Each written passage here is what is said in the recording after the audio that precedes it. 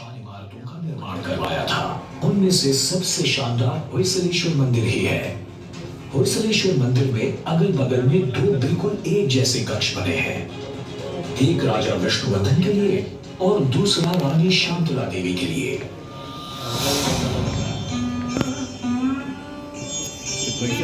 विष्णुवर्धन एक महान योद्धा थे और उनके शासनकाल में साहित्य और कला का काफी विकास हुआ।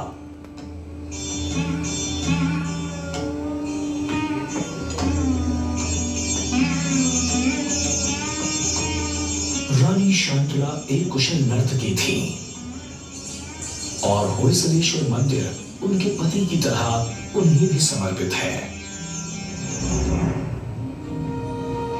ये इमारत एक ऊंचे प्लेटफॉर्म पर बनी है। इस प्लेटफॉर्म पर पत्थर की 12 नक्काशीदार परतें हैं, जिनसे मंदिर की ऊंचाई और बढ़ जाती है। इन परतों को जोड़ने के लिए सीमेंट या गारे का इस्तेमाल नहीं किया गया है, बल्कि इन्हें इंटरलॉक किया गया है। 1000 साल पहले इस्तेमाल की गई एक नायाब तकनीक। पता नहीं इसे बनाने वालों ने इस इमारत की कल्पना कैसे की होगी और इसे कैसे बनाया होगा। क्या उन्होंने लकड़ी के तख्तों और मॉडल्स का इस्तेमाल किया था? इस बात के आज तक कोई सबूत नहीं मिले हैं। पत्थरों को इंटरलॉक करने की ये तकनीक न सिर्फ राजा को पसंद आई, बल्कि उसी की बदौलत आज तक मंदिर टिका हुआ है। करीब 1000 साल बाद भी मंदिर वहीं मजबूती से खड़ा है। इसकी बाहरी दीवारों पर सैकड़ों खूबसूरत मूर्तियां बनी हैं, जिनकी मदद से न सिर्फ उस काल को बल्कि हिंदू धर्म की पौराणिक कथाओं को भी दर्शाया गया है। होयसलेश्वर एक शैव मंदिर है, फिर भी यहाँ भगवान विष्णु और दूसरे देवताओं की मूर्तियां हैं। इन मूर्तियों को सोपस्टोन से बनाया गया था, जो पहले तो काफी नरम होता है लेकिन वक्त के साथ सख्त हो जाता है। इस वजह से कारीगरों को इतनी बारीकी से काम करने का मौका मिला।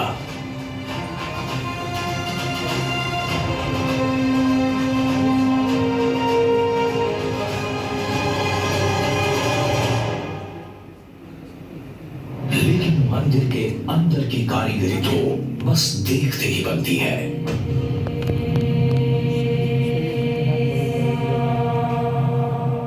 अंदर कम रोशनी में खड़ी है संहारक शिव की शानदार मूर्तियां। हर मूर्ति एक पत्थर से बनाई गई है। इसकी बारीकी समझ से परे है। भगवान शिव के मुकुट पर खोपड़ियां बनी हैं, जो करीब 1 इंच चौड़ी हैं। मगर कमाल की बात तो यह है कि इन छोटे गोलों को इस तरह से खोखला किया गया है कि उनसे गुजरने वाली रोशनी आंखों के सुराख से होकर मुंह में जाकर कानों से बाहर आती है। सवाल ये उठता है कि आज से 1000 साल पहले हाथ के औजारों से उनमें सुराख कैसे बनाए गए। सवाल सिर्फ यही एक नहीं है। होयसलेश्वर के स्तंभ भी सिर्फ एक ही पत्थर से बने अजूबा ही है। उन पर बड़ी बारीकी से गोलाकार खांचे बनाए गए हैं, जो छैनी से बना पाना नामुमकिन था। विशेषज्ञ भी मानते हैं कि ये काम किया जा सकता है सिर्फ लेथ मशीन पर। लेथ वो मशीन होती है जो किसी चीज को एक ही जगह पर घुमाती है। इसके बाद दबाव डालकर उस चीज पर कोई आकार या पैटर्न बनाया जाता है। आज के जमाने में लेथ का इस्तेमाल ज्यादातर उद्योगों में किया जाता है, लेकिन हमारे पूर्वजों ने पत्थर के इतने बड़े स्तंभों को घुमाने के लिए किस मशीन का इस्तेमाल किया होगा? ये कहना तो बिल्कुल ही गलत होगा कि उन्होंने जिस मशीन का इस्तेमाल किया था वो आज की एक बेहतरीन मशीन से किसी भी लिहाज से कम थी। और ये शायद इंसान के दिमाग को कम आंकने की भूल भी होगी। हम आज जो भी देख रहे हैं वो इंसान के दिमाग के बड़े लंबे सफर का एक सबूत है। और ये कहना भी बिल्कुल गलत होगा कि इंसान की बुद्धि से बढ़कर भी कुछ हो सकता था। इस बात से जुड़ा कोई भी पुख्ता सबूत नहीं है, लेकिन थियरीज कई हैं। कुछ लोगों ने तो ये तक कह दिया कि ये काम इंसानों का था ही नहीं।